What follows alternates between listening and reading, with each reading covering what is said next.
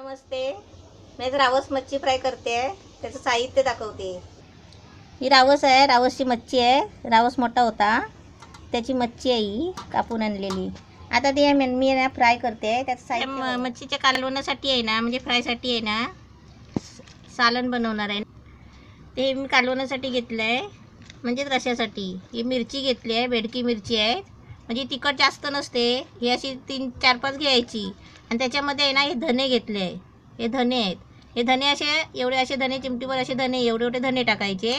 आणि थोडासा अद्रक टाकायचा, एक तुकडा एवढासा. आणि लसूण घ्यायची 4-5 पाकळ्या. आणि त्याच्यामध्ये आहे ना मी हे तांदूळ घेतले आहे. हे बघा, हे तांदूळ असे एवढे एवढे तांदूळ घ्यायचे. म्हणजे 1 चमचा तांदूळ घ्यायचे, 1 चमचा धने घ्यायचे.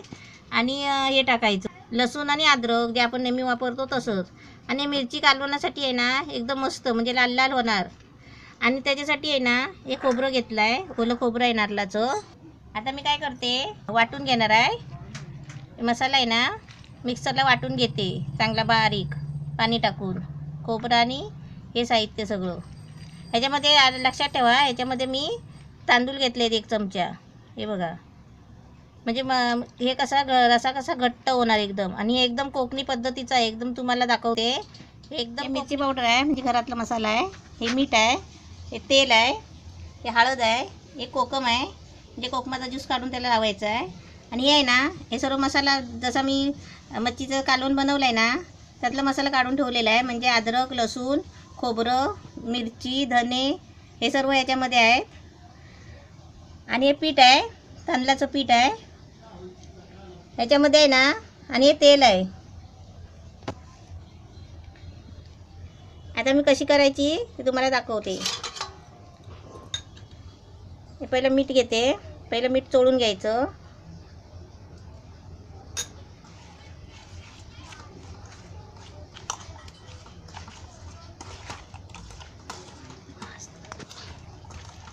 आता आहे ना ही हळद घेतली, अशी हळद थोडीशी घ्यायची.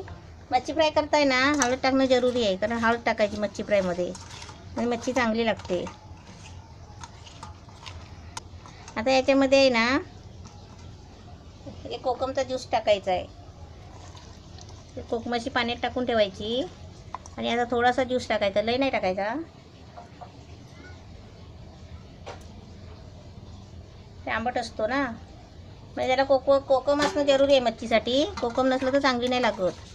आणि लिंबू कोकम नसला तर लिंबू टाकायचा, कारण मजबुरी असते म्हणून लिंबू टाकायचा.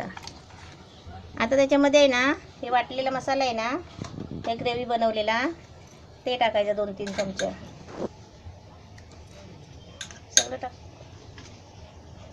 सगळं टाकते, थोडंसंच होतं ते.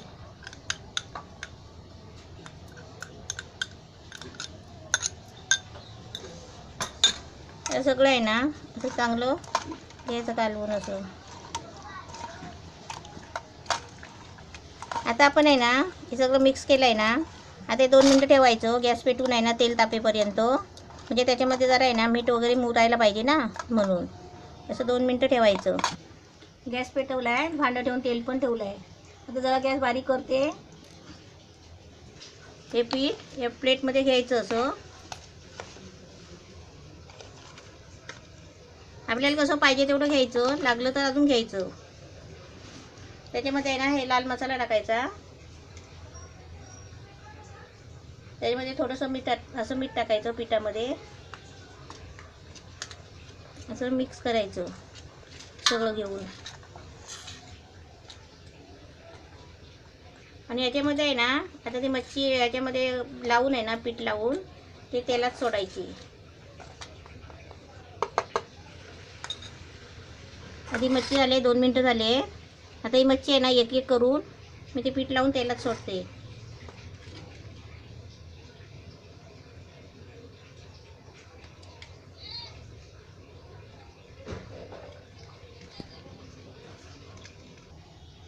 असं सगळं व्यवस्थित पीठ लावून घ्यायचं आणि तेलात सोडायची.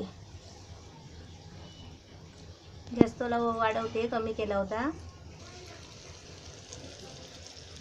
हे असे सगळे आहेत ना पीठ लावून तेलामध्ये सोडून घ्यायचे.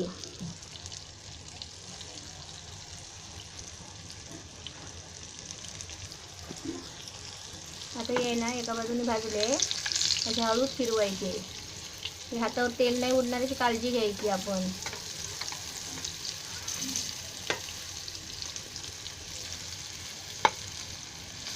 एका बाजूला भाजताय तोपर्यंत आहे ना तसे दुसरे टाकायचे पिठात हे करून.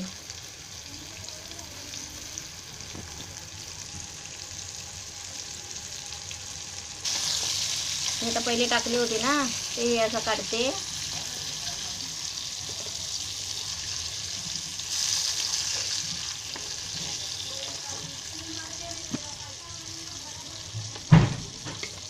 आता हे असे एका साईडला करून आहे ना हे दुसरे टाकायचे.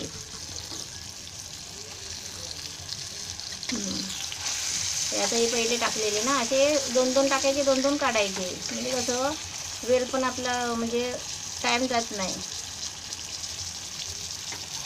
आणि मस्त हे कडक तळून घ्यायचे गॅस बारीक करून. हे पण आता तसेच करून घेते भाजून चांगले. रावस मच्छी फ्राय मस्त झालेली आहे आणि छान झाली आहे.